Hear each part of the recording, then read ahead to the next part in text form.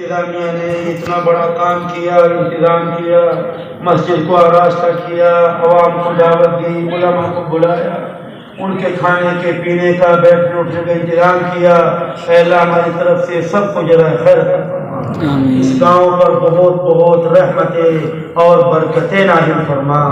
اے اللہ جن لوگوں نے جس طرح کا تعاون دیا ہماری طرف سے سب کو جزائے خیر عطا فرما۔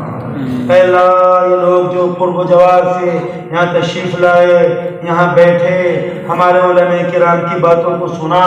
ان سب کے مقاصد میں کامیابی عطا فرما۔ ہماری ماں بہنیں مستورات باقاعدہ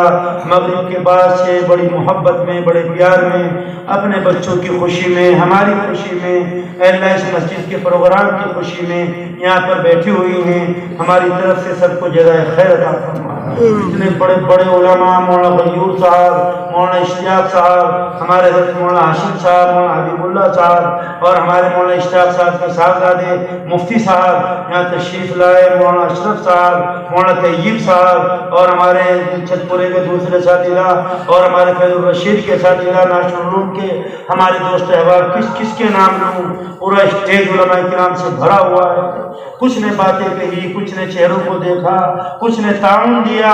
سب کی تشریف آوری کو قبول فرما۔ ان سب علماء کرام کی برکتیں مجھے عطا فرما، میرے بچوں کو عطا فرما، اس گاؤں کو عطا فرما، ان سامعین کو عطا فرما، اس پورے علاقے کو عطا فرما، جنات کو عطا فرما، انسانوں کو عطا فرما، درندوں کو عطا فرما، پرندوں کو عطا فرما، تمام حیوانات کو عطا فرما، کھیتیوں کو عطا فرما، باغوں کو عطا فرما، تجارتوں کو عطا فرما، مزدوریوں کو عطا فرما، دستکاریوں کو عطا فرما۔ ان علماء کرام کی عمروں میں بہت بہت برکتیں پیدا فرما، ہمیں ان سے فیضیاب ہونے کی توفیق عطا فرما، ان کا سایہ شہد کے ساتھ ہمارے سروں پر تعدیر قائم فرما۔ یہ 13 قرآن پاک پورے ہوئے، 13 نہیں، یہ تو مولا سینکڑوں قرآن پاک ہے۔ ایک بچہ سبق سناتا ہے، یاد کرتا ہے، کتنی مرتبہ پڑھتا ہے، سبق پارہ سناتا ہے، آموختہ سناتا ہے، جتنے بھی قرآن پاک ہوئے ہیں ان کو اپنی بارگاہ میں قبول فرما۔ ان میں اللہ بہت ساری غلطیاں ہوئیں، کوتاہیاں ہوئیں، مفتی صاحب کے پڑھانے میں بہت کوتاہیاں ہوئیں، ان کوتاہیوں کو معاف کر دے مولا۔ بچوں سے کوتاہیاں ہوئیں، انہیں معاف کر دے مولا۔ والدین سے کوتاہیاں ہوئیں، انہیں معاف کر دے مولا۔ اور اس پڑھنے کو، پڑھانے کو، آنے کو، جانے کو اپنی بارگاہ حالیہ میں قبول فرما لے، اور کرے مولا ان تمام قرآن پاک کا ثواب بچوں کا، بوڑھوں نے کیا، ان سب کا ثواب ہماری طرف سے ہمارے پیارے آقا تاجدار مدینہ محسن انسانیت محمد عربی صلی اللہ علیہ وسلم کی مبارک روح کو پیش فرما۔ آپ ہی کی برکت سے ساری چیزیں ملی ہیں، یہ رومال آپ کی برکت سے ملا، یہ ٹوپیاں آپ کی برکت سے ملی، یہ مسجد آپ کے صدقے سے ملی، یہ بچے آپ کے صدقے سے ملے۔ آپ نہ ہوتے کچھ بھی نہ ہوتا، ہماری طرف سے ہمارے پیارے آقا کو اس کا ثواب پیش کرنا۔ آپ صلی اللہ علیہ وسلم کی برکت سے حضرت انبیاء علیہ السلام جنہوں نے اپنے زمانے میں قوم ملت کی بڑی خدمتیں کی،